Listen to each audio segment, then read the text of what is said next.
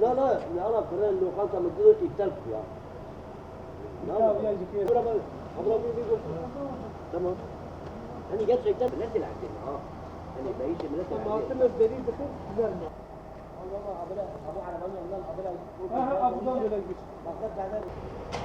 Tamam buraya bir tane indi. Bir tane deniz toprağı indi. Gel. Hadi abi. Ben videoyu çekiyorum.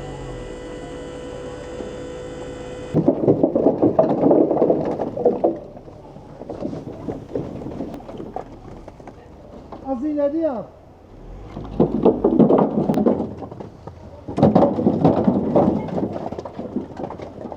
Telefon açtık belki ne zamandan şimdi bekliyorlar bizi. Bir tane oraya indir. Melek abla.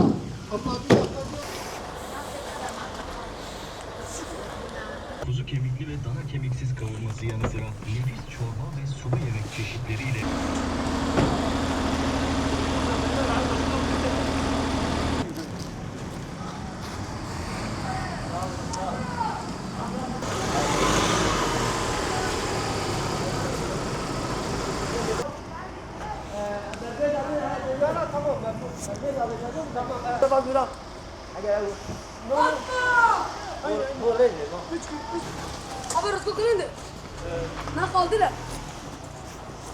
Yetimler Vakfı olarak bu soğuk kış gününde yetim ailelerimize yakacak yardımda bulunuyoruz.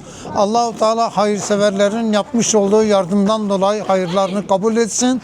Mallarına bereket katsın. Onları kaza beladan muhafaza eylesin.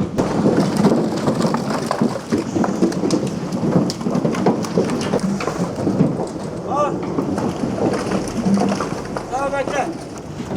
Ne yapacağız? Ha?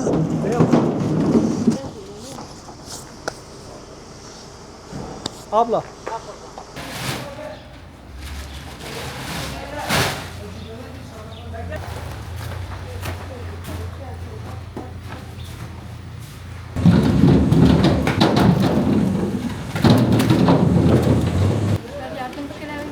Allah dari.